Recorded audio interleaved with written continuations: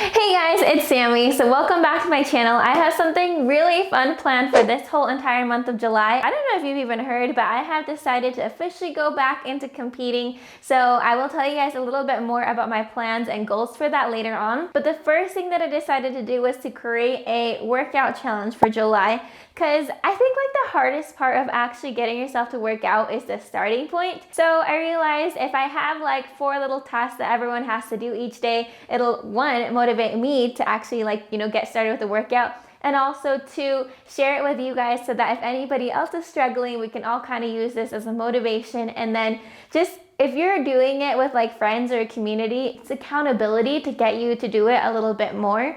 So that is kind of the plan. I have a whole entire Facebook group. If you guys want to join the July workout challenge, then make sure that you check the link in the description below. I will be posting all of the workouts on the Live Martial Arts account, and then you guys can also watch them on here on YouTube. Honestly, they're really fun. Some of the days are gonna be like Poomsae or Forms Day, cardio days, there's like flexibility days, there are kicks and core days. So overall, just a really fun challenge to help get you up and moving. Okay, so today is day 2, so we are gonna go ahead and do today's section of the challenge.